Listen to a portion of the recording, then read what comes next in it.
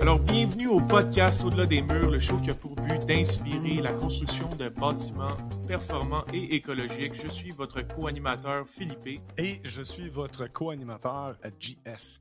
Alors aujourd'hui, on est accompagné de Julie Girard, designer de bâtiments performants et écologiques. Julie, merci beaucoup d'être avec nous aujourd'hui. Merci de m'inviter. Alors Julie, parle-nous un peu de ton parcours professionnel. Mon parcours professionnel, j'ai fait le DEC en design intérieur et le bac en design intérieur il y a déjà de cela plusieurs années. J'ai fait ensuite 12 ans de projets commerciaux et corporatifs à Montréal pour des firmes de design et d'architecture. Ensuite, j'ai pris un virage écologique et puis maintenant, je fais du design de bâtiments écologiques résidentiels ou commercial à mon compte, donc depuis maintenant 7 ans.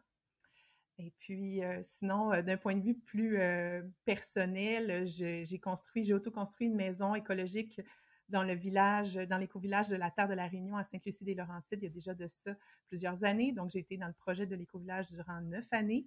La maison était certifiée LEED Platine et puis c'était la première maison certifiée neutre en carbone au Québec. Ensuite, la vie, des fois, nous porte ailleurs. Et puis, un nouveau projet est né de déménager plutôt dans la région de l'Estrie. Donc, présentement, je suis en autoconstruction d'une nouvelle maison écologique. Sinon, j'enseigne également pour Solutionnera au certificat de bâtiment écologique depuis quelques années. Donc, je participe à leur projet activement aussi. Donc, tu as trouvé le secret pour avoir des journées de 30 heures, là, finalement. Là. Je comprends. Là, c'est une cool, petite vie tranquille à la campagne. Bon, oui, c'est ça. Tant que tu étais à la campagne. Exact. C'est ce qui compte, là. Mais pas une autoconstruction, mais bien 2 autoconstructions. Oui, c'est ça. Là. Oui, après la première, des fois, on se dit qu'on n'en fera jamais une deuxième. C'est pas toujours vrai. Ça, c'est impressionnant. Exact. Pourquoi l'Estrie, Julie? L'Estrie, tout bonnement, le cœur de mon amoureux était en Estrie. Donc, quand on s'est connus, il était là. Et puis, on y est retourné par amour pour la région. Il y avait plusieurs projets aussi dans ce coin-là pour moi. Donc, ça l'a donné où est-ce que tous les astres se sont alignés pour qu'on se déplace. Ah, c'est le fun, ça. On a interviewé Daniel d'Énergie 3R et il a commencé dans le bâtiment performant par l'amour. Parce que pour sa femme. C'était pour ça. Je pense que c'est Lucie, son nom? c'est Lucie, exactement. C'est très drôle, ça. Moi, c'est ça qui m'a apporté l'amour. Vous voyez comment ça peut, pour un ou pour l'autre. Allez, on change notre logo, Philippe. Là. On oublie le logo qu'on vient de faire. On met un cœur là-dessus. Là. En parlant d'amour, d'où vient ton amour pour le design performant? C'est de où que tu as sorti cette idée-là? Je pense que c'est après, plusieurs années de projets commerciaux corporatifs dans un domaine plus au niveau urbain, à Montréal, etc., ou dans d'autres métropoles. Il y avait quelque chose là-dedans où il y a eu certains projets qui m'ont déclenché dans mes valeurs. Donc, certains projets où est-ce qu'on sait qu'au niveau de la rentabilité, au niveau corporatif, c'est important d'avoir une démarche qui est toujours, on va toujours au plus économique et au plus logique, mais pas nécessairement au plus écologique. Donc, il y a eu quelques déclenchements là, qui m'ont fait repenser à mon affaire. Comme tout le monde, j'ai le goût de faire ma part aussi pour ce qu'on vit, puis ce qu'on va vivre en termes de conditions sur Terre. Et puis, comment chacun peut adapter sa pratique puis son métier. Donc, c'est sûr que j'ai voulu prendre un virage suite à ça pour faire des bâtiments et des projets qui sont plus en lien avec mes valeurs. Y a-t-il j'ai le goût de dire une recrudescence, mais peut-être pas mais juste une crudescence ou une croissance? Y a-t-il un intérêt finalement, on va dire? Y a-t-il un intérêt marqué? Comment tu vois l'évolution en fait de l'intérêt sur le bâtiment performant depuis que tu as commencé ta pratique? Ah oui, c'est difficile d'avoir le recul parce que on dirait que je suis plongée dans cet univers-là. Ouais. Puis, je suis entourée de collaborateurs puis de gens qui font des métiers connexes à moi ou qui travaillent dans ce domaine-là. Donc, j'ai l'impression que c'est ça la vie maintenant aujourd'hui. Tout le monde fait ça. Wow. C'est pas trop long qu'on sort de ce contexte-là qu'on se rend compte que c'est un petit univers parce qu'effectivement, la majorité des gens commencent à se connaître. Et puis, lorsqu'on sort de cet univers-là, on se rend compte que la grande majorité n'est pas nécessairement rendue dans la même réflexion que nous. Donc, je pense qu'il y a encore beaucoup d'éducation à faire et puis de transmission de qu'est-ce qui est possible de faire autrement dans le bâtiment performant et écologique. C'est sûrement plus loin dans le script, là, mais la question que je t'avais posée l'autre fois, puis que j'ai envie que tu élabores là-dessus davantage, c'est avant de travailler ensemble sur le projet justement avec le Spaceman, j'aurais pas pensé qu'il y aurait un ou une designer en bâtiment performant ou en bâtiment écologique comme tu fais. Explique-nous le lien, ou en fait pas le lien, et où la valeur ajoutée, pas qu'il n'y en a pas, là, mais je veux juste vraiment bien la comprendre, et où la valeur ajoutée d'avoir un designer spécialisé en bâtiment, je vais appeler ça performant, mais en éco-bâtiment. En éco-bâtiment. Je pense que ça part de toute la réflexion de créer quelque chose d'unique qui est adapté au terrain sur lequel on s'installe, mais qui est aussi adapté à l'humain qui va l'habiter. Donc, il y a quelque chose dans cette volonté-là de créer un écosystème dans le bâti qui est en lien avec l'extérieur et l'intérieur puis qui est cohérent. Ça passe par plusieurs facteurs différents. Donc, c'est sûr que dans faire affaire avec une professionnelle qui est spécialisée en bâtiment écologique va amener des solutions, une réflexion plus durable, effectivement faire avec les principes qui sont le gros bon sens, bien entendu, mais amener la réflexion plus loin. Donc, c'est sûr que ça peut passer par le choix des matières, ça peut passer par plein d'autres facteurs, mais comment on va faire en sorte que ce bâtiment-là va être durable à long terme?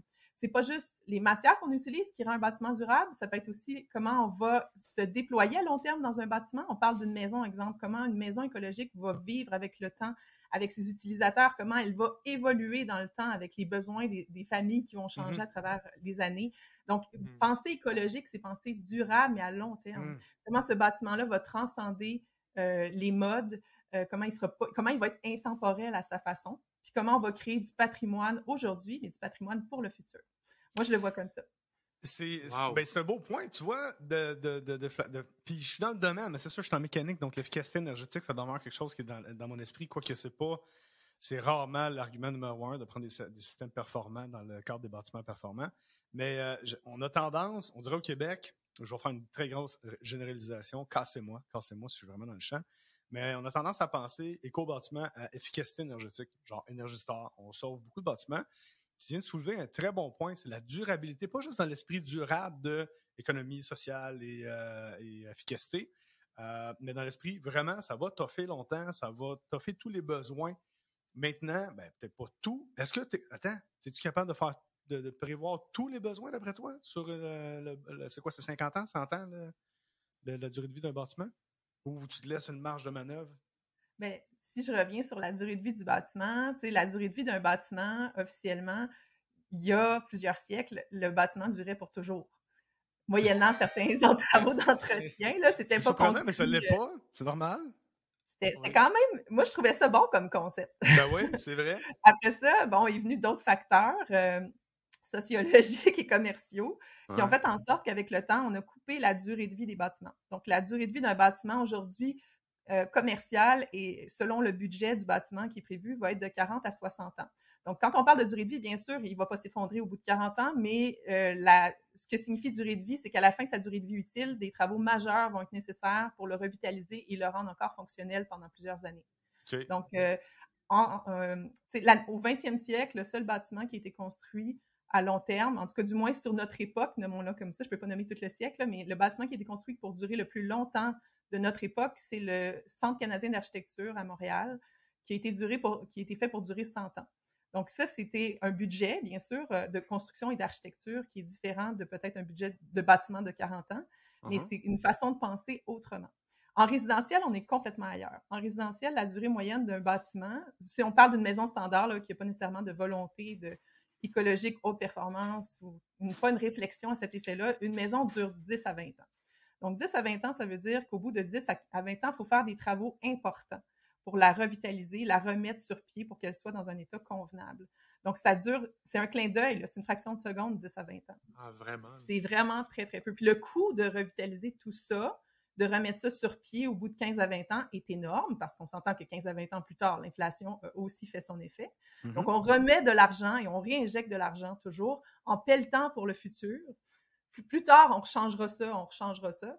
Puis, on investit des ressources et de l'énergie et de l'argent de façon importante pour quelque chose qu'on a fait il n'y a pas si longtemps que ça puis qui n'a pas augmenté de valeur immobilière depuis. Il faut juste l'entretenir pour pas que ça dévalue. Donc, ça, c'était pour la réponse sur la durée de temps, Jean-Sébastien. J'ai des bonnes questions qui partent partout, hein, mais c'est correct, on se comprend. On en parlait dans le dernier épisode, JS, là, justement de la durabilité des bâtiments. C'est combien que ça doit durer. Ouais. Mais à la fin, il y a beaucoup de bâtiments aussi que, même s'ils durent très longtemps, si au niveau design, il y a des affaires que tu dois changer puis remettre à jour, c'est déjà un point faible. C'est un bâtiment, comme tu dis, tu veux créer un bâtiment qui est intemporel, qui devient un patrimoine dès que tu l'as construit. Oui. Ça, c'est la beauté de la chose. On fait des fausses économies, puis on a l'impression qu'on a fait des choix Ouais. intéressants. Puis je pense que souvent en design, on fait des fausses économies parce qu'on veut plus. En voulant des maisons plus grandes, en voulant plus des fois de matériaux haut de gamme, de finition, excusez-moi, à l'intérieur de la maison, on va faire des choix qui vont être empiétés sur la coquille, puis les fondements même de la maison vont s'en trouver plus réduits à court terme. Donc, quand on pense à une toiture, avant, une toiture, c'était en ardoise. En Europe, c'est en ardoise. Ça dure 100, 150 ans de toiture. Là. On a une église ici dans le village qui a une toiture en ardoise qui a été construite en 1880. Là. Puis, elle est encore là. Donc, ensuite, après ça, on mettait de la tôle. La tôle, ça dure 60 ans de la tôle. Puis aujourd'hui, on trouve ça normal culturellement dans notre génération de mettre, dans notre époque, plus que génération, mais on trouve ça normal de mettre un toit de bardeau qui va durer 15 ans. T'sais. Puis on se dit, c'est pas grave, on habite là, puis on va le changer 3 fois, c'est pas grave. T'sais. Fait qu'il y a quelque chose d'étrange dans cette réflexion-là de court terme. Ouais, hein? Peut-être parce que les gens ne se projettent pas aussi longtemps dans le même lieu aussi. Les gens se disent, je serai peut-être plus là dans 15 ans, c'est pas moi qui... Je sais pas. Ah, oui, c'est voir à court terme, c'est voir trop à court terme. T'sais, le bâtiment le plus performant, c'est lui qui est déjà construit. Hein, c'est celui qu'on rénove. Exact. On se fait à croire qu'on fait des maisons écologiques neuves, c'est vrai, mais ça demeure intrinsèquement que le bâtiment qui va être le plus écologique, c'est de modifier un bâtiment qui est peu performant en bâtiment performant. Donc, on vient de créer un bâtiment performant et en plus, on vient d'en enlever un sur le marché qui ne l'était pas. Donc, ça demeure la stratégie qui est quand même la plus écologique. C'est tellement une belle réflexion. C'est très bien dit, effectivement. C'est vrai que c'est une belle valeur. Ça ouvre l'esprit. Parce que c'est vrai, écoute, on fait, nous, de notre côté, on fait surtout du bâtiment neuf. On fait de la réno. On fait de la réno, mais la seule vraie rénovation éco-énergétique qu'on a faite, pas que les autres n'étaient pas vraies, mais c'est avec Philippe. On fait de la rénovation, mais les autres projets de rénovation, ça va être souvent du design. Pas vrai, on a fait un autre bâtiment performant, mais normalement, ça devrait être ça, effectivement, qui devrait être plus promu, c'est ça? En tout cas, la promotion de. C'est sûr que si on a une population qui est croissante, on va avoir besoin de nouveaux bâtiments. Mais si on fait que faire des nouveaux bâtiments et que les bâtiments existants, on les laisse dans l'état qu'ils sont, on n'est pas en train d'aider notre situation énergétique. Là. Effectivement. Absolument pas. Absolument pas. Tommy, tu as choisi de l'ardoise. Je dis que tu as choisi, j'assume que tu as choisi de l'ardoise à l'Oasis. Là. À part que c'est beau, c'est-tu pour justement choisir un matériau que je peux dire noble qui va durer dans le temps? C'était-tu cette réflexion-là? Oui. Il y avait toute la volonté d'apporter une matière différente. Généralement, on voit peu de l'ardoise en tuiles installées sur un mur. C'est plutôt, on les voit plutôt en toiture. On les voit pas très régulièrement dans la province ici, c'est plus en Europe. Mais je voulais comme apporter remettre à jour cette nouvelle façon de faire là ancestrale qui a porté fruit là, puis qui a fait ses preuves à travers les siècles. Là.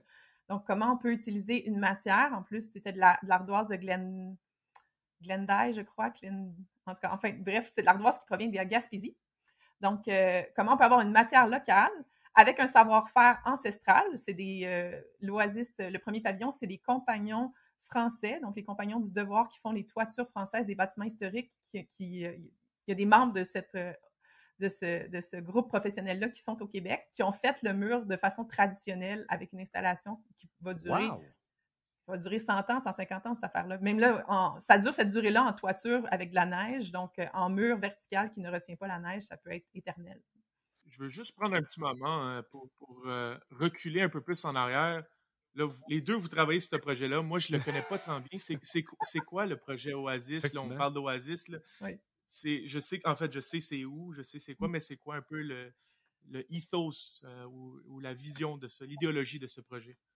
Donc, le projet de l'Oasis Eastman, c'est une filiale du Spa Eastman, qui est comme un centre de soins et de santé qui existe depuis, je crois, si je ne me trompe pas, depuis 1977.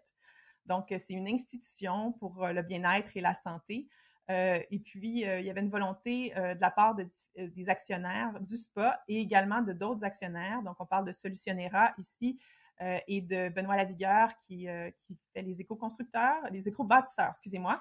Donc, c'est ces trois entités-là qui se sont rassemblées ensemble pour faire un projet de nouveau pavillon pour le Spa Eastman écologique, donc qu'on appelle les Oasis Eastman. Donc, ces projets-là, c'est trois pavillons qui sont donc, il y en a un premier qui est terminé déjà. Le deuxième va être ouvert cet automne et puis le troisième l'an prochain. Donc, c'est une volonté de créer des pavillons différents qui pourraient même être transformés en exemple de co-living pour des gens qui voudraient pouvoir vivre ensemble. Donc, c'est une maison un peu comme une maison modèle, si on veut, prototype. Ça sert actuellement d'hébergement pour le Spa Eastman, mais ça pourrait être une maison démonstrateur pour des gens qui aimeraient vivre en co-living puis qui auraient le goût d'acheter cette formule de vie-là. Donc, le bâtiment pourrait s'adapter à ça aussi. Donc, pas ceux qui ont été construits, c'est pas leur vocation, mais ça pourrait servir d'inspiration pour des gens qui souhaiteraient vivre ensemble dans une grande maison pour diminuer leur empreinte écologique. Pourquoi Oasis? Pourquoi ça s'appelle Oasis? C'est une bonne question. J'ai pas été impliquée dans le choix du nom. Ça fait 3 ans que je travaille sur le projet et je l'ai jamais demandé. Ben, j'aurais tendance. Je pensais que tu savais la réponse. Je ne voulais pas te lancer une balle coupe de même. J'aurais tendance à dire que, ben, d'abord, il y a un solarium ou. Attends, c'est quoi on l'appelle tout le temps l'Oasis, l'espèce de. Il y a une pièce centrale qu'on appelle l'atrium. Peut-être qu'au début, on l'appelait l'Oasis. C'est peut-être comme ça que ça a commencé parce qu'il y a une pièce centrale qui est remplie de végétation, avec un sauna infrarouge, des zones de détente, des arbres fruitiers. Donc, il y a une espèce d'oasis, si on veut, au cœur de ces pavillons-là. Exact. Puis un oasis, dans le fond, c'est quoi? C'est dans le désert, c'est une place de ressourcement, en fait. Et je pense que cet endroit-là fit d'ailleurs avec l'esprit du Spa Eastman que tu expliquais précédemment. Ça fit bien avec les concepts. C'est vraiment des beaux concepts, pour vrai. Oui, absolument. Je vais ressauter sur qu'est-ce qu'on parlait tantôt. Dans le fond, là, tu parlais des bâtiments qui sont conçus normalement, là, en ce moment, 40-50 ans. Des fois, le bâtiment de pavillon d'architecture, c'est ça que tu disais tantôt, à Montréal, qui a été conçu pour ça. Le CCA, le Centre canadien d'architecture. Centre canadien d'architecture. Oui. C'est quoi le réel impact entre concevoir un bâtiment pour, on va dire, 50 ans versus 100 ans? Pourquoi qu'on ne le fait pas juste 100 ans direct? Je vais donner un exemple plus d'ingénierie civile. Ouais. Le pont Champlain, là. Ouais. Durée de vie utile du pont Champlain, il a duré 60 ans. C'était son design? Pardon? C'était-tu son design à la base? C'était ça qu'il voulait? Je ne sais pas c'était quoi. Ben, officiellement, il y a eu des problèmes de conception à la base qui ont fait en sorte que les travaux d'entretien étaient très difficilement réalisables sans pouvoir fermer l'ensemble des travées du pont dans les deux directions, ce qui n'était plus possible à notre époque. Donc, il y a un problème de conception et de design, mais la façon que les matériaux avaient été choisis, la façon dont la structure avait été montée, donc je ne suis pas une spécialiste d'ingénierie civile, mais juste pour nommer que c'est un cas dont on voit où est-ce qu'on aurait pu devoir, 60 ans plus tard, faire des travaux majeurs pour le rénover, mais on en est venu même à cette conclusion-là que ça valait même pas la peine. C'est fou, pareil. Donc, construire à court terme, évidemment, on ne fait pas ça avec les édifices, j'espère, en tout cas, pas tant. Ça veut dire que sur la durée de vie utile, il faut rechanger la coquille à plein d'égards. L'isolation, la fenestration, bien sûr, la charpente est faite pour durer plus longtemps. Les bâtiments ne vont pas s'écrouler, mais le bâtiment va devenir vraiment désuet rapidement parce que les matières ou la technologie ou les détails d'architecture qui ont été choisis sont de piètre ou de moins bonne qualité, disons. C'est une belle façon de répondre. C'était la prochaine question, en fait, mais ma question, je vais la reformuler parce que peut-être qu'elle était mal formulée, mais c'est en réalité, je comprends l'impact, on va dire, négatif de ne pas faire 100 ans, de ne pas concevoir sur 100 ans, mais quel est vraiment, c'est quoi le vrai choix quand tu arrives, mettons, tes clients payeurs, là, puis tu fais, ben là, est-ce que je conçois pour 50 ou 100? C'est quoi le surcoût? Puis je parle pas juste d'argent, le surcoût d'énergie, de design, d'implication. Ça vaut-tu vraiment la peine de dire non, moi, je vais designer sur 50 ans, puis je vais scraper, je vais recommencer pour avoir un deuxième bâtiment? Parce que le pont Champlain, c'est un bel exemple. Ceci dit, sans vouloir faire l'avocat du diable, effectivement, il aurait dû durer plus longtemps, selon moi. En même temps, les modes de transport changent. Dans les 100 dernières années, ça aurait dû toffer au moins 100 ans, on s'entend, mais tu sais, faire un pont en fonction des calèches de 1850 n'a plus rapport aujourd'hui. Mais un bâtiment, c'est un bâtiment. Je veux dire, l'être humain va avoir encore besoin du même volume pour vivre. Il ne va pas diminuer, il ne va pas augmenter, oui, avec la capacité d'avoir plus grand, mais le luxe d'avoir plus grand, mais en réalité, un bâtiment, je veux dire, ton bâtiment, il y a quoi, 1880, Philippe? Dans lequel tu habites? Oui, 1890, c'est ça. 1890. C'est quoi, 133 130 ans? 130 ans, tu sais. Je veux dire, les volumes sont encore parfaits. Là. T'es un petit peu petit, mais tu as réussi à le mettre de façon qu'on s'en rend pas compte là, avec t'as un genre d'atrium toi-même. Donc, je reviens avec ma longue question avec plein d'écureuils qui partent à gauche et à droite. Pourquoi quelqu'un... Y a-t-il un élément qui justifierait au payeur de dire non, on oublie le 100 ans, on s'en va à 50 ans de design en bâtiment? Ben là, quand on parle de comme ça, on parle de bâtiments commerciaux. Et, dans des ranges de vie comme ceux-là. En maison, on n'est pas dans ces approximations aussi grandes que ça. Je pense que, évidemment, l'histoire budgétaire, ça reste le nœud de la guerre. On veut, tu sais, on est prêt, on veut beaucoup aujourd'hui, très vite. Ouais. Puis on veut tout maintenant, puis que tout soit fini le plus vite possible. Donc, pour accéder à tout ce qu'on souhaite, il faut couper dans la qualité souvent. Donc, c'est ce que je vois qui est le plus grand défi. Donc, être un designer écologique, c'est de devoir toujours trouver le consensus avec les clients entre les besoins présents, les besoins futurs, puis le budget présent. Fait que comment on va faire des choix logiques en fonction de ça. Puis les choix que les gens sont prêts à faire répondent pas toujours aux besoins du futur tant que ça. Donc, on peut amener une réflexion différente pour que ce bâtiment-là soit plus pérenne. Moi, j'aime ça te dire, on va mettre tout ce que vous voulez, que vous avez fondamentalement besoin dans votre maison. On ne coupe pas dans les besoins primordiaux, c'est clair. Il faut juste être créatif. Mais peut-être que des fois, les besoins vont se présenter autrement. Peut-être que ça va être dans un espace qui est plus petit que ce que vous aviez envisagé, mais s'il est plus fonctionnel que ce que vous aviez en tête, on est gagnant. Les ressources, ça prend moins de ressources, moins d'énergie, on est gagnant. Donc, moi, je pense que la créativité, c'est le nerf de la guerre, de comment on va faire en sorte de mixer toutes les choses essentielles. Puis bien sûr, il faut en discarter. Là. On ne discarte pas des besoins essentiels, on discarte des désirs, des souhaits.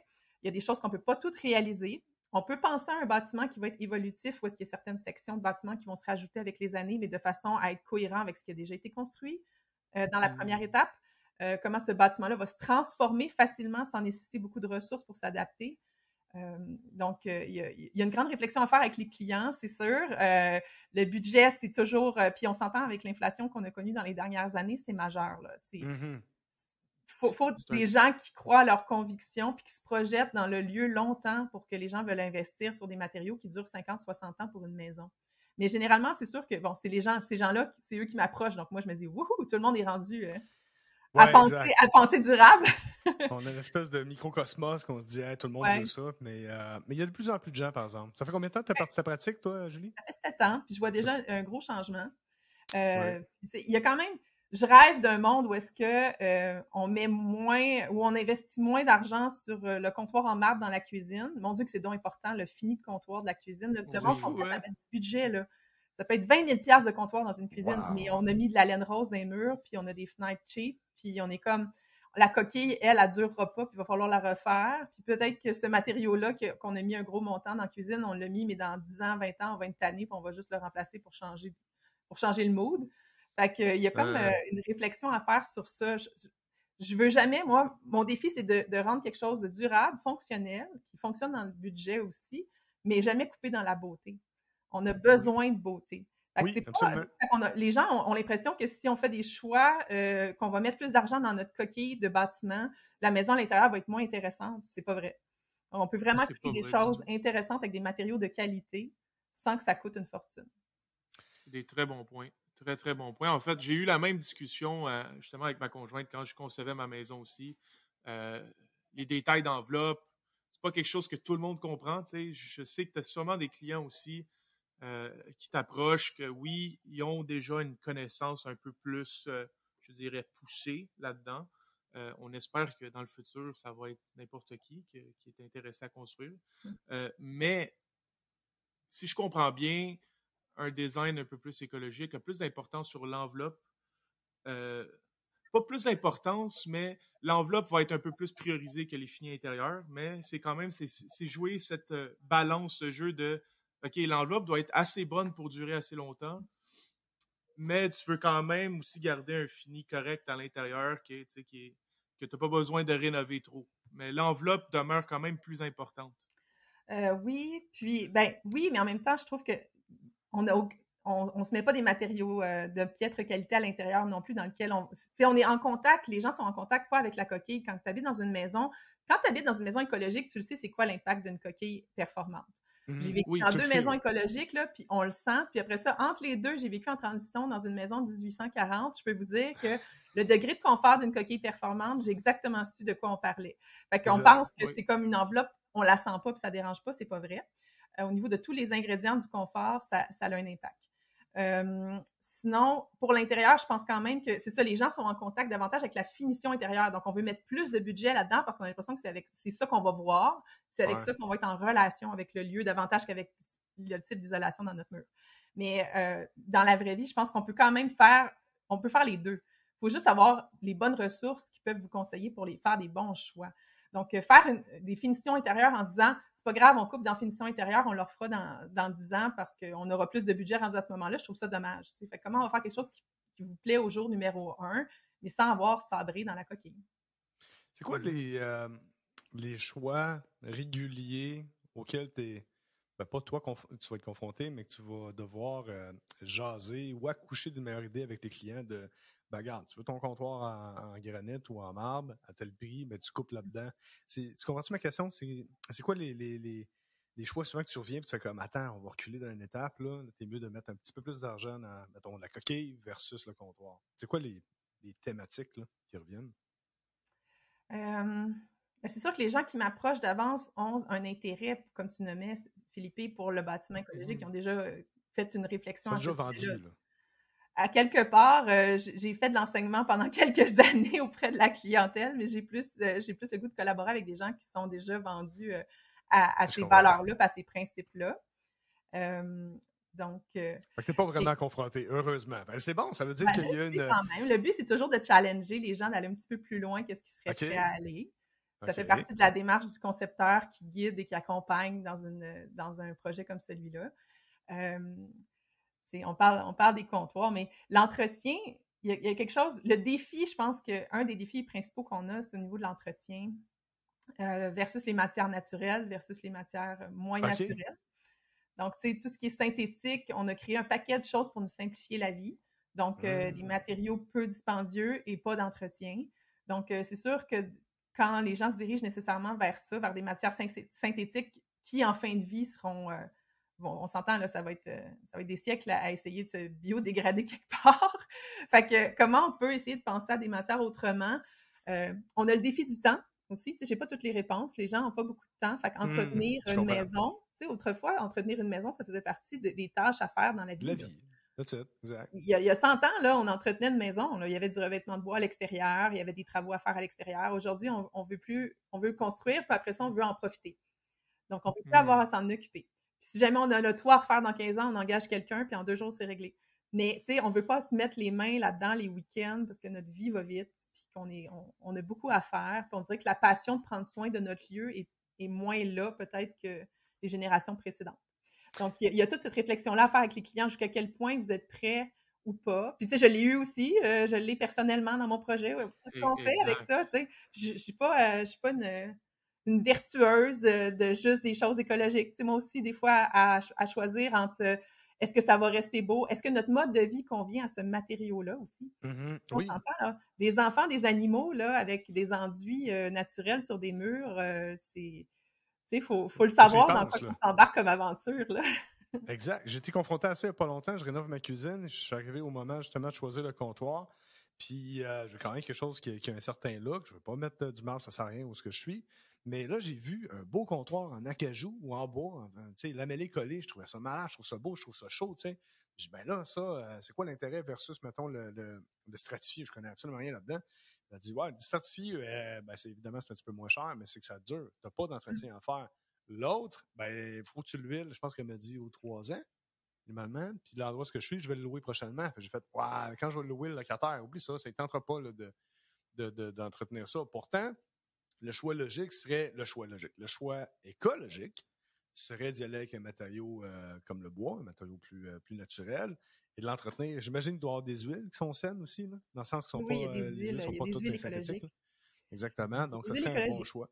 Mais Puis tu sais, j'ai... versus Oui, du plastique, on exact. gagnera jamais. Ça va toujours demander un peu de soin de notre part. Puis ça, c'est le défi. J'essaye toujours comment on peut trouver les matériaux les plus écologiques possibles avec un entretien minimum, mais comment on peut réintroduire ça puis s'éloigner des matières préfabriquées ou trop usinées. C'est la même chose qu'avec la nourriture, là. C'est le même débat qu'avec la nourriture. Tu sais, on a vendu de la nourriture préparée, pré-mangée dans des boîtes pendant des années, puis on tend à aller rechercher des aliments sains, puis faire nous-mêmes quelque chose avec. Ben, j'ai cette même réflexion-là par rapport au bâtiment. Tu sais, comment on va aller chercher la matière le plus locale possible, le plus logique, qui répond aux besoins, puis comment on va la transformer, puis comment on va en prendre soin, comment on va l'adapter pour que l'entretien soit le plus minimum possible, mais inévitablement, les matières naturelles vont en nécessiter un petit peu plus que les matières synthétiques.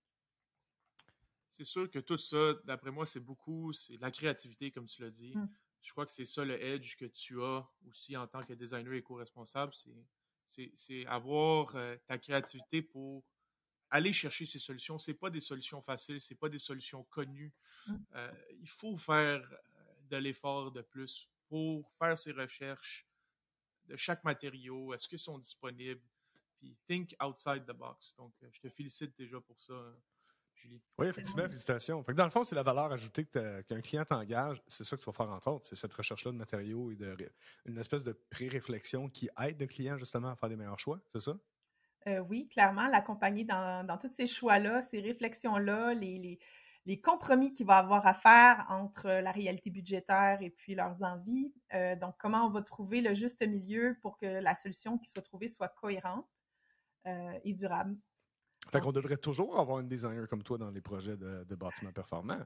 Ben, je pense que, je ne sais pas si ça devrait être comme moi, mais il devrait certainement en avoir plus qui peuvent répondre à la demande. Clairement. Puis, pour qu'il y ait un petit peu plus, qu'on amène ça plus loin, puis qu'on sorte des réflexes standards. Oui, exact. En construction, que ce soit en conception, que ce soit sur le chantier en construction, il y a toujours cette recette-là. Il y a une recette gagnante, facile, il y a une voie de la facilité qui, par défaut, est plus rentable. Donc, comment on va sortir de cette voie-là pour créer des choses qui sont plus adaptées et sur mesure. Puis moi, ce que j'aime offrir peut-être de plus que juste la conception comme ça, c'est de l'accompagnement humain.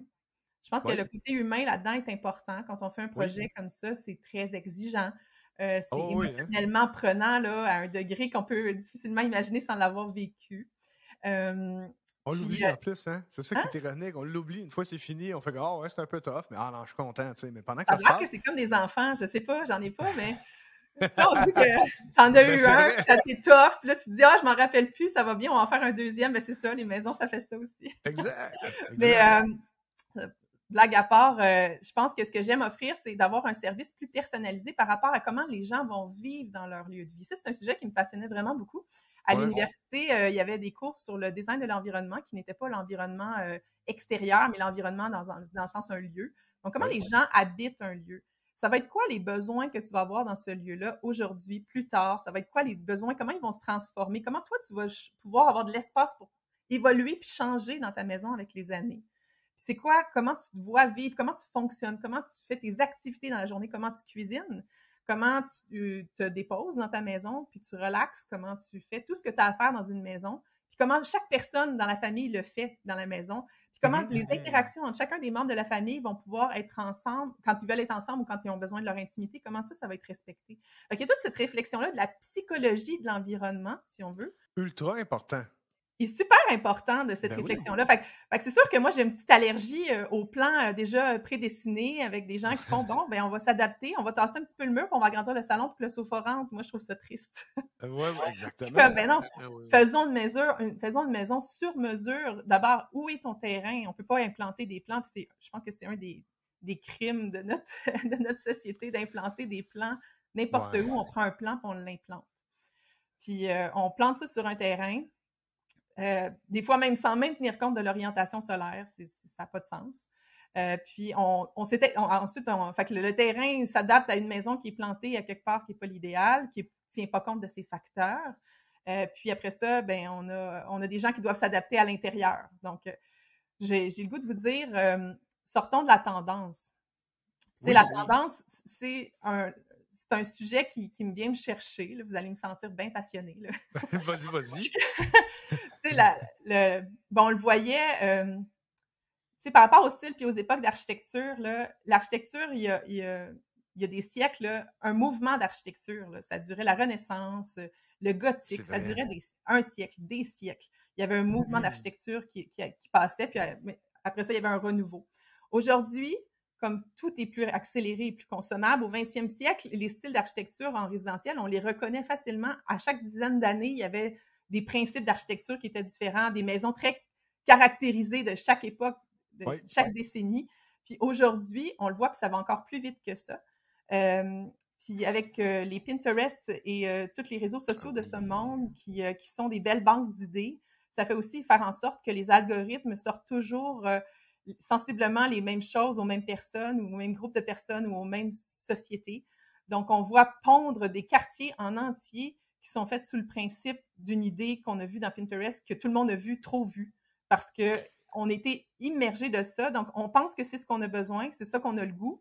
Mais est-ce que c'est ça qui va répondre à vos besoins, tu sais, dans le temps? Donc, comment on peut faire des quartiers au complet sans tenir compte des terrains et du soleil sur un modèle de maison qui sort d'une image fantastique dans Internet? Ça, je trouve ça un petit peu dommage parce que ces maisons-là ne durent pas. Comme elles sont ultra vues et revues, ça fait en sorte qu'on est tanné de les voir au bout de 5 ans. On les a vues partout, puis on passe à autre chose. Donc, on consomme aussi l'architecture comme on consomme d'autres choses à outrance. Et puis, comment on peut faire en sorte que l'architecture demeure belle et intemporelle pour longtemps, puis que chaque maison soit unique et différente. Je trouve ça très important. J'ai un bel exemple. Je vais sauter ce que tu dis. Philippe, je pense que c'est un beau divan là, que tu regrettes. Là. Il est vraiment beau, mais il n'est pas confortable. Hein? Avoue, c'est ça. Oh, wow! Hey, tu m'as mis sur le spot, là. Wow! Non, mais on fait tout ce genre de choix-là basé sur l'instantanéité de l'espèce de pseudo-besoin que tu soulignes qui s'appelle l'auto-renforcement. En fait, avec les algorithmes en ce moment, là, c'est ça. Ils te présentent ce que tu aimes. Fait que t'aimes ce qu'ils te présentent. Fait que tu te représentes ce que t'aimes. Ben là, c'est comme une espèce de vase clos. Tu penses que, wow, c'est ça la vie. Bon, on est en vase clos, on le dit plus tantôt, nous autres, mais nous autres, c'est un bon vase clos, on va se le dire. Hein? Mais effectivement, il faut faire attention à ça. C'est un peu comme, je sais pas le téléphone que vous avez, mais j'ai un iPhone, je sais plus combien de numéros, là, puis tu prends une photo, puis là, une fois, je prends une photo de quelque chose qu'on a fait dans la cuisine au bureau, puis je fais, hey, c'est pas mal beau. Je regarde la photo, je fais, shit, c'est plus beau sa photo que dans la vraie vie. Il y a comme une espèce d'embellissement de la photo. Là, tu regardes ça, tu compares tout le temps ta vie, inconsciemment ou consciemment, à ben moi, je vais être plus heureux si j'ai ça de même, si ça apparaît comme ça, puis c'est une image fake. On s'en rend pas compte. On le sait, ça. On s'en rend pas compte au quotidien. Je pense vraiment que évidemment, la beauté, c'est important. C'est important que ça soit vraiment... la beauté, ça se quantifie mal, mais c'est plaisant de vivre dans un environnement qui est agréable à regarder et à vivre.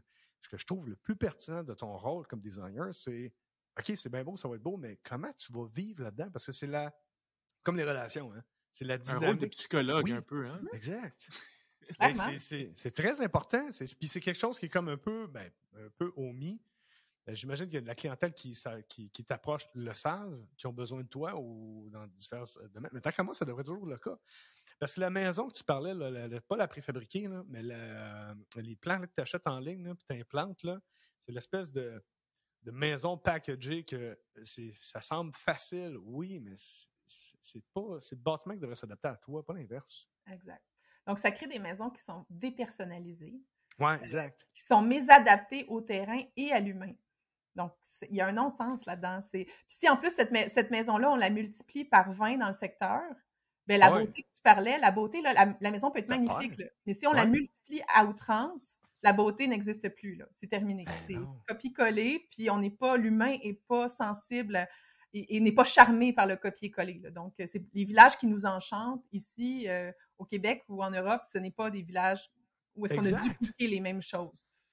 Oui. Puis l'ironie de la chose, c'est qu'on veut le copier-coller parce qu'on pense qu'on va être plus heureux avec ça. Puis finalement, tout le monde fait le copier-coller, mais on va faire, OK, non. Exact. C'est pas tant la beauté ou le copier-coller que l'unicité, je pense, qui est important. Vous êtes unique. On va faire une maison unique pour vous. Tu sais, c'est Exact. comme la place où est-ce que vous l'installez est unique. On va faire quelque chose d'unique pour ça. On va être cohérent, puis on va faire quelque chose en fonction de tous les paramètres. Euh, D'après toi, les ancêtres, là, parce que tu parlais de savoir ancestral, ouais. ils appliquaient ces principes-là de l'humain?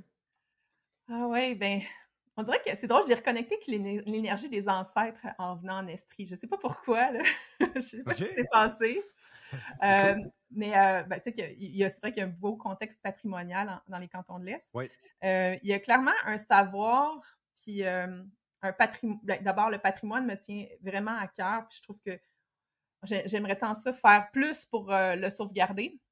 Mais le savoir des ancêtres aussi par rapport à des principes fondamentaux. Donc, comment fonctionnaient les gens d'avant pour faire des maisons? Donc, ils étaient très au courant de quels sont l'environnement de la région dans laquelle ils s'installent ou ils s'apprêtent à construire. Comment le terrain se présente. C'est quoi ses caractéristiques? Tu sais, ils prenaient le temps d'étudier l'écoulement des eaux, comment ça se passe, le soleil, la végétation, puis d'observer ça, puis de trouver quelle serait la formule qui correspondrait le mieux à cet endroit-là spécifiquement. Puis ils mettaient en principe certains principes d'architecture fondamentaux. Donc, c'est quoi ça, ces principes fondamentaux-là? Tu parles d'architecture, là? Ben, tu sais, au Québec, je parle pas de régions urbaines, bien entendu, là, mais faire des maisons en campagne en toit plat, il y a quelque chose là-dedans qui... J'en ai fait, hein, j'en ai dessiné même, puis tu sais, à travers les années, après ça, on fait comme, ben voyons donc. Avec la quantité de chutes de neige qu'on a au Québec, comment ça va vieillir un bâtiment en campagne avec un toit plat? C'est-tu, tu sais, l'entretien, puis le déneigement, puis les membranes de goudron que ça prend, puis comment on va adapter ça, ou les membranes en les architectures en monopente aussi, tu sais, qui nécessitent d'être, même malgré les structures qui sont renforcées, ils ont besoin d'être déneigées l'hiver. Donc, il y a une raison pour laquelle nos ancêtres faisaient des toits de 2 pentes ou plusieurs pentes à toit avec des pentes suffisamment fortes pour que la neige ne s'accumule pas. On ne veut pas que l'eau reste 3 pieds de haut de neige tout l'hiver sur un bâtiment. C'est pas logique, c'est pas durable. Donc, même si on a des excellents produits de nos jours qui nous font à croire que notre tête va être au sec longtemps, c'est pas toujours ça qui arrive. Il y a quelque chose dans tous ces principes-là de comment l'environnement et le terrain étaient prévus. Donc, je rêve qu'on puisse refaire cette démarche-là. Souvent, on est très pressé par le temps de nos jours, mais il faut qu'il y ait une réflexion avant de commencer un projet par rapport au terrain. La durée des matériaux aussi. Tu sais, autrefois, on prévoyait des matériaux beaucoup plus durables, quoiqu'ils nécessitaient, comme je disais, peut-être un peu plus d'entretien, mais sur leur durée de vie utile, ils étaient entretenables et pouvaient durer vraiment longtemps. Donc, je trouve que moi, l'enjeu qu'on a, c'est qu'auparavant, je trouvais qu'il y avait une bonne réflexion. Autrefois, il y avait des connaissances que je crois qui se sont perdues. Perdues un peu, oui, effectivement. Ouais, la connaissance, c'est pas nécessairement transmise, elle s'est perdue. Ouais. Puis aujourd'hui, on a plus de moyens, on a plus de technologie, plus de ressources, puis plus d'outils. Fait qu'on a des outils ou on a des capacités qu'à cette époque-là qui n'étaient pas possibles. Et pourtant, je trouve qu'on fait des bâtiments de moindre qualité. Donc, l'idée, moi, dans ma pratique, c'est de dire comment on peut mixer comment on peut ramener cette connaissance-là et puis la mixer avec notre technologie puis notre savoir d'aujourd'hui pour en faire quelque chose d'excellent, tu sais. Absolument, c'est tout à fait pertinent. Je vais te lancer une balle courbe. Es-tu prête? Oui. Je te lance la balle courbe. C'est quoi la différence entre un architecte et un designer? Ah! C'est une vraie balle courbe, ça. Ah ouais, vas-y. Donc, je vais même rajouter un autre courbe à ta balle. Il y a aussi le technologue en architecture. Oui, je ne voulais pas parler de décoration non plus, là, mais non, effectivement. Ouais, OK, ben vas-y donc. C'est quoi la distinction entre architecte, designer, technologue? Quand est-ce que tu as besoin de qui et où, de tout le monde en même temps? Effectivement. Bon, j'ai pas toutes les règles de la nomenclature de la loi avec moi, mais l'architecte, c'est souvent lorsqu'il y a une quantité de pieds carrés, un bâtiment de tant de pieds carrés, on parle de résidentiel, bien entendu. Donc, en résidentiel, vous aurez besoin d'un architecte à partir d'une surface ou d'un nombre d'étages. 6 000 puis 3 étages et plus. 3 étages et plus, 6 000. Excellent. Merci pour le chiffre qui me manquait. Donc, à partir de 6 000 pieds carrés, je ne sais pas si c'est d'empreinte au sol ou totalisant les étages. Donc, à valider. Donc, la nécessité d'un architecte est requise selon la loi. Ensuite, au niveau des technologues, donc les technologues en architecture peuvent faire tout ce qui est en deçà de la loi sur l'architecture dont on vient de parler. Donc, ils peuvent signer des plans, tout comme les architectes avec leur sceau, pour pouvoir faire les plans pour permis. Donc, OK. et moi, où est-ce que je m'inscris là-dedans? Je suis un petit peu on the side, donc je connais Ouais. bien mon champ de pratique, où est-ce que je peux me rendre ou où est-ce que je dois arrêter. Donc, j'arrive d'un background de design, mais je fais maintenant du design puis de la conception de bâtiments écologiques dans les paramètres dont on vient de discuter. Ouais. Donc, ensuite, généralement, on a des technologues avec qui je fais affaire pour faire les plans pour permis, les plans de structure. Donc, bien sûr, j'ai les connaissances pour pouvoir dessiner et concevoir un concept qui fonctionne, évidemment, dans la réalité et sur les plans à venir. Je ne réalise pas les plans techniques finaux pour permis. Je Donc, comprends. je Toi, fais t'es la équipe avec réflexion, d'autres. en fait. Pardon? T'es la réflexion. Oui, Puis exactement. maintenant, il y a Moi, un j'amène aspect ça plus légal, loin, là. la psychologie, la réflexion, le design, l'architecture, où est-ce qu'on va s'en aller dans les styles architecturaux, les finis, comment on va créer de l'harmonie, puis Ouais. de la beauté, puis répondre à tous les besoins humains. Puis ensuite, ben, on a d'autres collaborateurs technologues pour faire les dessins finaux. T'es la science molle du bâtiment dur. Mais Pour c'est rester important. Puis ça, toi, t'es impliqué plus, disons, en avant du projet, donc dans les débuts du projet. Pendant le projet, c'est quoi ton implication? Est-ce que tu restes toujours impliqué? Ça dépend des projets. Il y a des gens qui souhaitent vraiment faire leur démarche par eux-mêmes par après parce qu'ils ont des talents, des goûts, puis des attitudes à poursuivre le projet par eux-mêmes une fois que la maison est dessinée. Sinon, ben, généralement, il y a aussi, j'aime beaucoup poursuivre avec les clients qui veulent également la démarche à l'intérieur. Donc, moi, quand je conçois une maison, la maison, elle est déjà pensée en fonction de comment vous allez vivre à l'intérieur. Donc, j'ai une idée de comment on va aménager l'intérieur en fonction de ça, puis des goûts, puis de la réalité budgétaire. Donc, j'aime ça poursuivre la démarche avec eux par rapport au design d'intérieur aussi, quand c'est possible, autant que possible. Surtout, on pense souvent aux matériaux, au décor, quand on parle à un designer, mais il faut aussi penser, quand on construit, à tout l'éclairage, l'électricité, ces choses-là. Donc, le set de dessin qui est créé pour permis, c'est la coquille uniquement.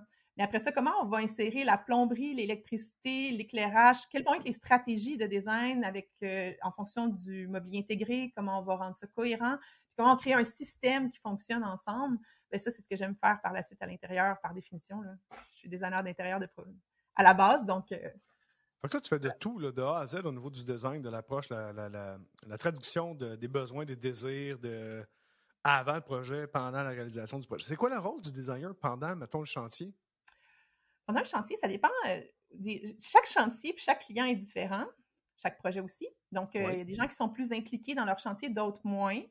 Donc, je peux prendre plus de responsabilité et d'implication lorsque les gens ont moins le temps ou sont moins à l'aise dans leurs compétences de pouvoir s'impliquer. Donc, c'est sûr qu'en projet commerciaux, on parlait de l'Oasis Eastman, je suis vraiment impliquée au niveau du chantier sur place. Des fois, les clients, eux, font un bout de chemin quand c'est leur propre maison, mais souvent, je vais voir quand même comment ça se déroule. Je fournis des dessins aux sous-traitants, comment on va faire chacune des étapes, quels vont être les choix de matériaux, donc j'accompagne toutes ces démarches-là en essayant de prendre de l'avance autant que possible sur le chantier lui-même, parce qu'on le sait, quand on construit une maison, on veut pas être rendu on veut pas que l'électricien débarque le matin et fait « Bon, je t'ai mis où tes lumières? » Oui, c'est ça, exact. Non, ça te prend la C'est pas planification. le fun. Fait que t'es comme la représentante des besoins du client parce que tu as déjà fait le travail d'interprétation de leurs besoins, de conversion en comment on va mettre ça dans un écosystème viable. Fait que tu peux très bien être la représentante de ces besoins-là de tes clients. Donc, c'est une autre valeur ajoutée, ça. Oui. Assurer la cohérence, tu sais. On ne peut pas prendre chaque ouvrier et chaque sous-traitant de façon... on ne peut pas travailler en silo dans une maison. On peut, bien sûr, mais le résultat va être moyen, tu sais. Donc, il faut s'assurer que chacun fonctionne autour d'un plan de match et d'une vision commune pour que tout fonctionne ensemble. Eau, électricité, ventilation, les systèmes intérieurs, comment on va organiser les choses, ben il faut que tout ça, ça rime ensemble et éviter le plus possible qu'il y ait des oublis, là, tu sais. C'est quoi tes beaux projets, mettons, que tu as réalisés? Mettons ton highlight, là. L'Oasis, ça doit être pas pire, ça?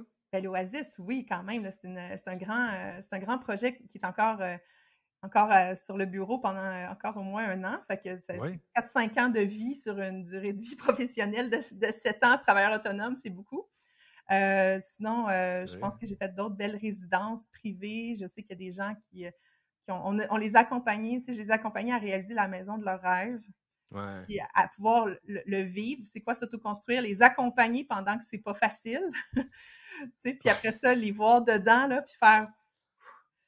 Ils ont réalisé leur rêve, puis j'ai participé à ça, c'est très satisfaisant. Mais tu sais, je peux pas nommer des résidences privées à cet effet-là, mais il y en a dans les Laurentides, il y en a en Estrie, Parfait. principalement.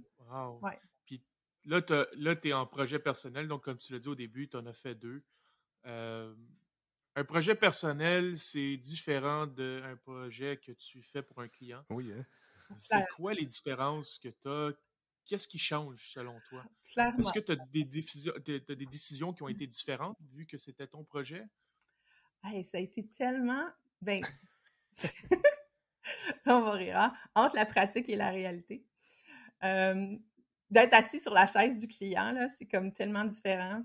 Je passe par toute la gamme d'émotions. C'est ça qui est le fun d'avoir un professionnel avec nous dans un projet, c'est qu'on est une ressource neutre.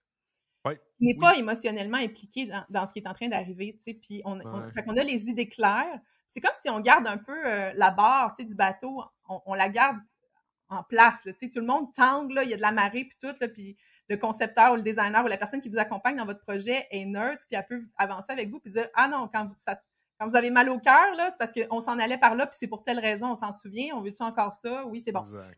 Ben, ça m'aurait pris un designer dans mon projet. Une psychologue, dans le fond. Oui, c'est ça.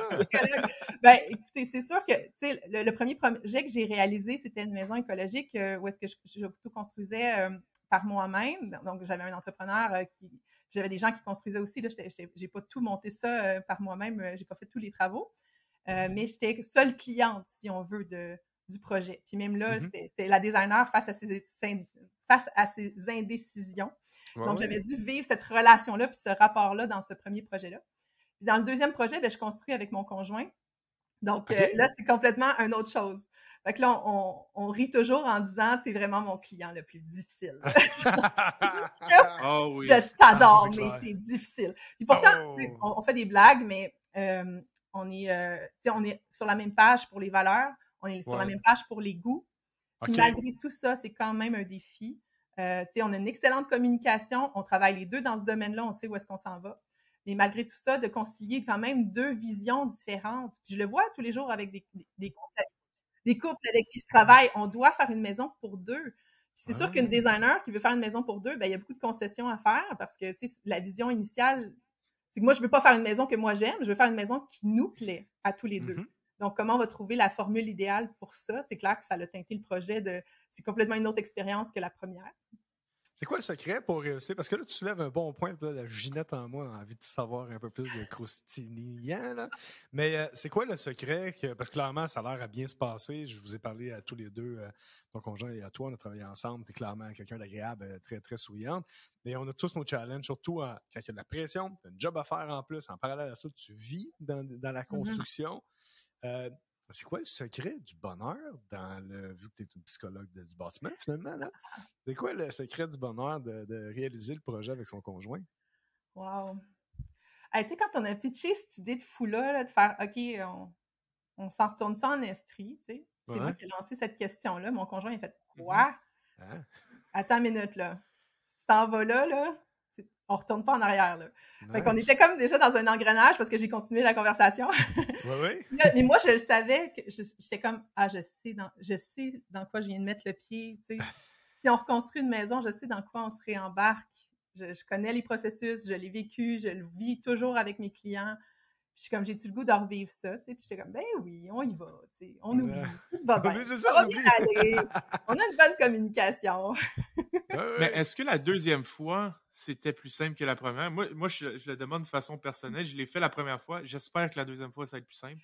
Est-ce que selon toi, c'était plus simple ou c'est vraiment la même chose? Je savais exactement dans quelle aventure qu'on s'aventurait, mais ça ne change pas que les émotions qui ont à se présentent pareil, les situations qu'on a à vivre se présentent quand même. Et je dois quand même nommer que mon premier chantier avait été un chantier d'hiver en montagne difficile, avec des grands défis.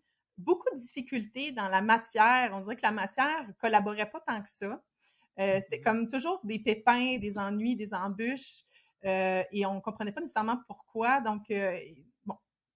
Et après ça, j'avoue que le deuxième projet ici, il est béni par une certaine bienveillance, il y a une facilité puis une fluidité depuis le début. Donc, heureusement, parce qu'on sait qu'il y a, en tout cas, les stats ne sont pas encourageantes. Là, je ne veux pas décourager personne à se construire une maison, mais sachez que la moyenne, c'est qu'un couple sur 2 se sépare en autoconstruction. Oui, c'est pour ça que je pose la question. C'est très dur. Oui, oui. Puis même quand on est un couple qui est très uni, qui se dit, ça concerne les autres. C'est ça, pas moi. Je vous annonce quand même que vous allez vous connaître sous différents jours que vous ne connaissiez pas avant. Exact. Hein? La pression, hein? La pression. La fatigue. Puis, oui, fait qu'on a eu un chantier très facile, fluide, les choses s'enlignaient.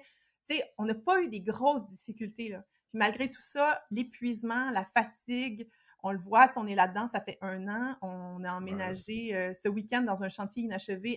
Habiter dans une maison inachevée, là, ça use, là. Oui. Donc, on est dans ce processus-là, puis on est rendu au bout de nos ressources intérieures en termes d'espace, de temps pour soi, d'énergie. Fait que c'est comme si on fonctionnait chaque matin, puis on se lève, puis le cellulaire, tu as 10% de batterie, puis tu essaies de faire ta journée rocambolesque avec ça, tu sais. Mais là, ça fait ça, mais depuis 1 an. Puis ça fait même 2 ans qu'on est dans ce processus-là, officiellement, là, de déménagement, d'emménagement, déménagement temporaire, construction. Donc, c'est 2 années de vie très, très exigeantes, puis on le voit. Puis, tu sais, il faut accueillir l'émotion quand elle est là. Je pense que le défi, c'est de pas se bloquer les yeux, puis d'essayer que toute la vie soit rose. Tu sais, il y a des journées où est-ce qu'on se regarde et on fait « Wow, c'est pas ma vie de rêve, tu sais. » C'est pas ma vie de rêve, mais j'essaye de la construire. Mais pour aujourd'hui, là, ça, c'est pas ma vie de rêve. Tu sais. Fait qu'il faut comme être résilient, là, tu sais, puis garder le cap.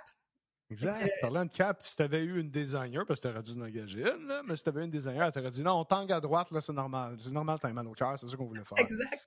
Ben, j'ai l'impression d'accompagner les gens dans leurs difficultés comme ça aussi quand ils sont ensemble, tu sais, d'avoir quelqu'un qui est comme justement qui remet les choses en équilibre ou en perspective. C'est la perspective qu'on n'a pas quand on est dans ce domaine-là, puis on est en train de le faire nous-mêmes. C'est là le défi.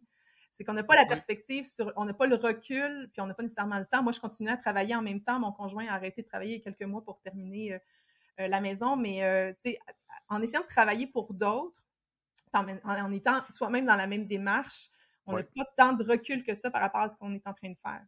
Je comprends. Toi, Philippe, c'est quoi les défis, puis comment vous avez réussi, toi puis Kimi, à passer à travers ça? C'est intense, ton projet aussi, là? C'est intense.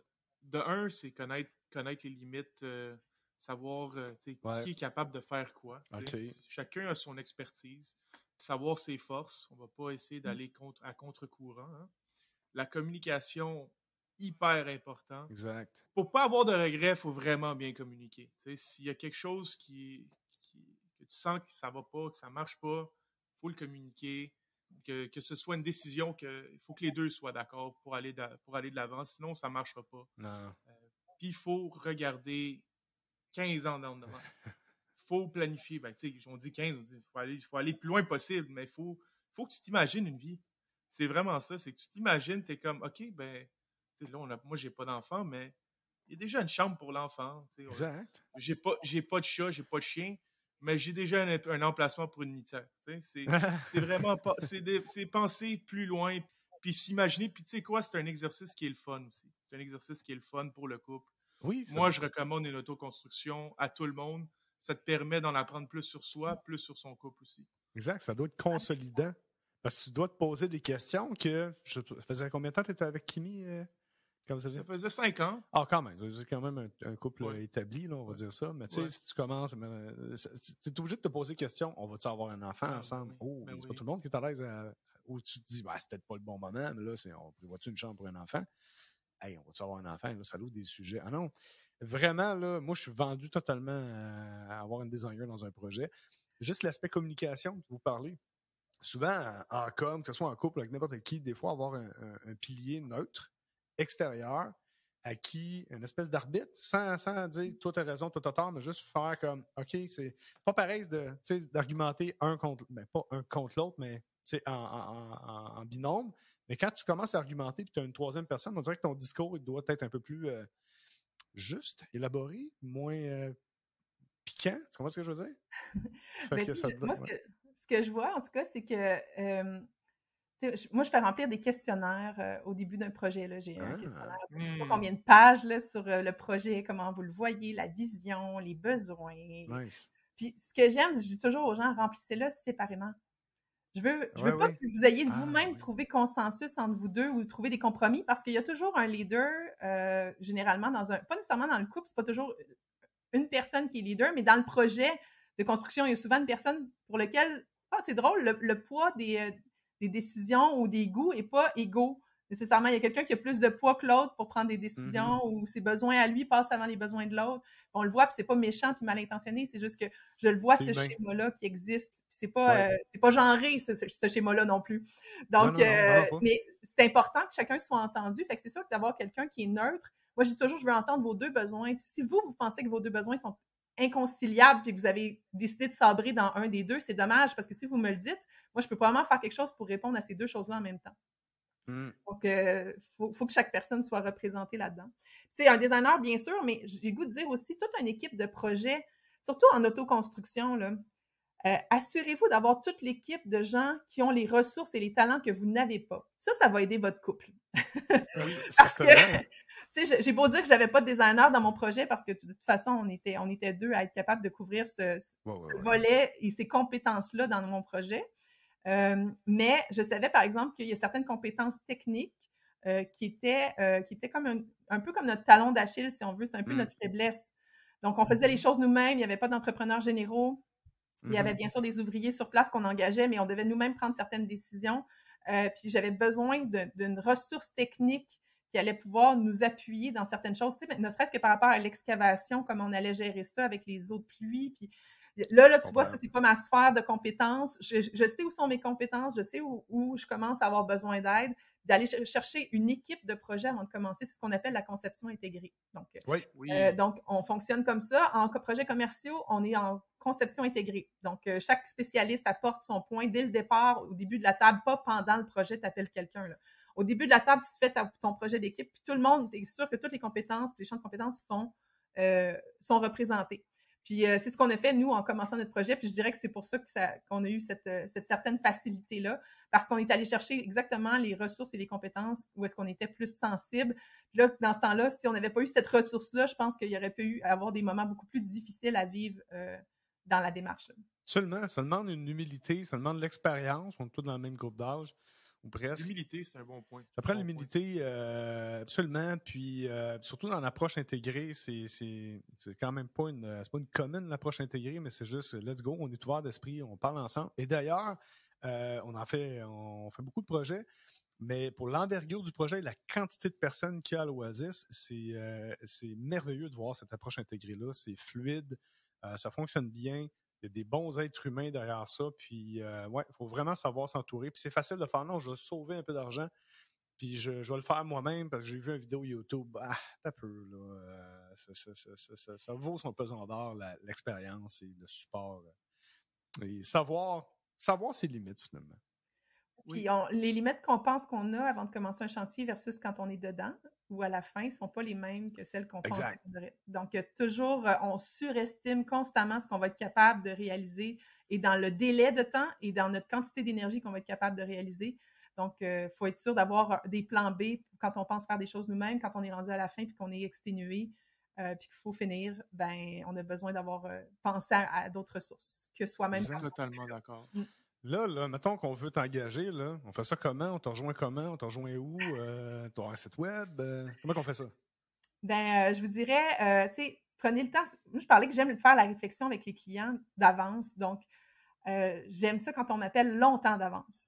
OK. Donc, c'est quoi ça, longtemps pour toi? Longtemps pour moi, ça veut dire que on est en train de penser à commencer des dessins de maison qui ne seront pas réalisés avant 2024. Là. Quand on appelle puis on construit cet été puis qu'on veut des plans au mois d'avril, ça marche pas. Ça marche pas. Là. Le rush, faire de la qualité, ça prend quand même un certain temps. Moi, j'aime ça qu'on ait un petit peu plus de temps devant nous pour être sûr qu'on a tout l'espace pour se déposer puis réfléchir. Donc, première chose, mais sinon, les gens peuvent me rejoindre, bien sûr. Donc, appelez d'avance aussi pour réserver les professionnels avec qui vous avez le goût de travailler.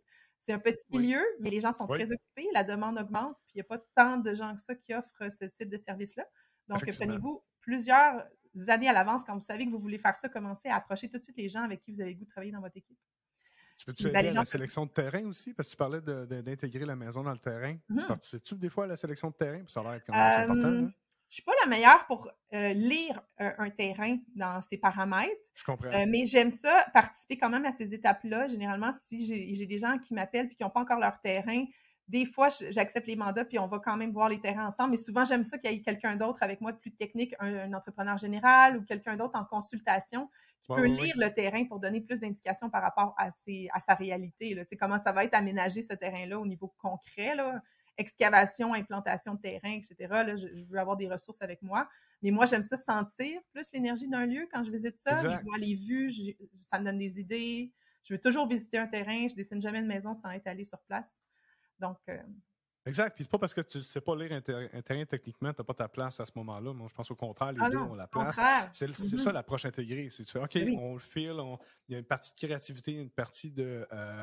c'est quoi le terme, là? La sérendipité, là? Ça, ce terme-là. Vous ne savez pas ce que je veux dire, vous ne m'avez pas... Mais genre juste, tu viens avec... C'est l'approche holistique, je pense, un peu. Tu vas avoir un peu de vie avec ça. Et ton site web? Comment on t'en rejoint?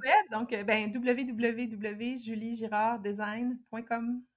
Si vous voulez voir le portfolio, j'ai pas le temps de mettre à jour beaucoup de projets. Trop occupée, t'es trop bonne. Moi, j'aime bien mieux faire des projets que de gérer du web. Fait que, allez quand même vous inspirer, mais je vous avertis, je fais pas 2 fois la même maison. Non, je comprends. Julie, c'était un plaisir de te recevoir aujourd'hui. Merci d'avoir participé au podcast. Merci Philippe, c'est toujours un plaisir énormément. Aussi. Puis, merci, une bonne journée à vous deux. À bientôt. Merci, salut, là. Bye. Merci d'avoir été des nôtres pour cet autre podcast Au-delà des murs. Merci Philippe. Merci à notre invité. Rendez-vous sur notre site web addm.ca pour plus d'informations sur l'invité du jour. Réécoutez tous les podcasts sur Spotify, iTunes ou même YouTube et abonnez-vous pour ne rien manquer. Commentez les podcasts, faites-nous part de vos suggestions et échangez directement avec nous sur LinkedIn, Facebook et Instagram ou envoyez-nous tout simplement un courriel à info@addm.ca. Pour tous vos besoins de rénovation de bâtiments ultra performants Net Zero Ready, contactez Philippe et son équipe via Retrofit, RETROFIT construction.ca pour la ventilation, le chauffage et la climatisation de votre projet d'inspiration Passive House. Eh bien, rendez-vous sur la boutique en ligne de Boursier, BOURCIER, ventilation.com pour contacter notre équipe. Merci encore une fois et à la prochaine.